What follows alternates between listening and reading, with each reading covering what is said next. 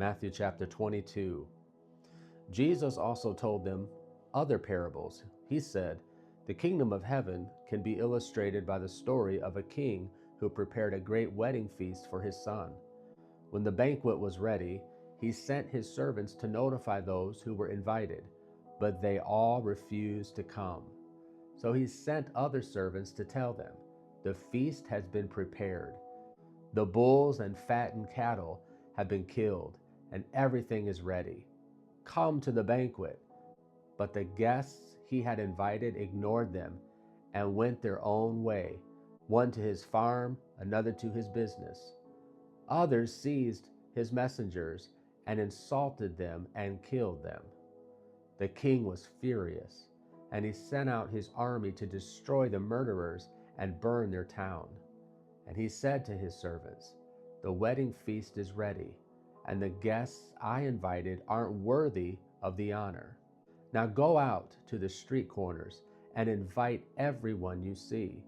So the servants brought in everyone they could find, good and bad alike, and the banquet hall was filled with guests. But when the king came in to meet the guests, he noticed a man who wasn't wearing the proper clothes for a wedding. 'Friend,' he asked, 'how is it that you are here without wedding clothes?' But the man had no reply.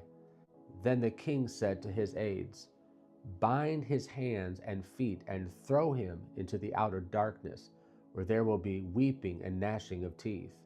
For many are called, but few are chosen.' Then the Pharisees met together to plot how to trap Jesus into saying something for which he could be arrested. They sent some of their disciples along with the supporters of Herod to meet with him. 'Teacher,' they said, 'we know how honest you are. You teach the way of God truthfully. You are impartial and don't play favorites. Now tell us what you think about this. Is it right to pay taxes to Caesar or not?' But Jesus knew their evil motives. 'You hypocrites,' he said, 'why are you trying to trap me? Here, show me the coin used for the tax.' When they handed him a Roman coin, he asked, 'Whose picture and title are stamped on it?' 'Caesar's,' they replied. 'Well then,' he said, 'give to Caesar what belongs to Caesar, and give to God what belongs to God.' His reply amazed them, and they went away. That same day, Jesus was approached by some Sadducees, religious leaders who say there is no resurrection from the dead. They posed this question: 'Teacher, Moses said if a man dies without children, his brother should marry the widow and have a child who will carry on the brother's name. Well, suppose there were 7 brothers. The oldest one married and then died without children, so his brother married the widow. But the second brother also died, and the third brother married her. This continued with all 7 of them. Last of all, the woman also died.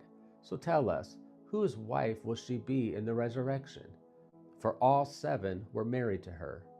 Jesus replied, 'Your mistake is that you don't know the scriptures, and you don't know the power of God.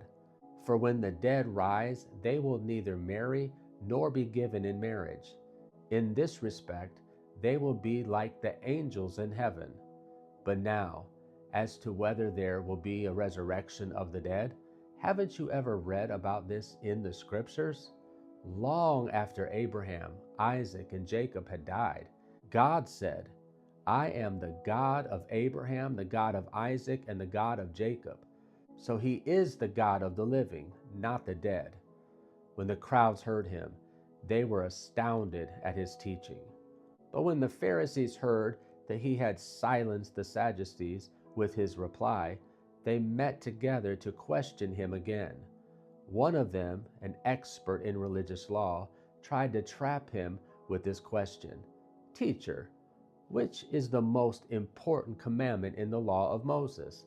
Jesus replied, "You must love the Lord your God with all your heart, all your soul, and all your mind.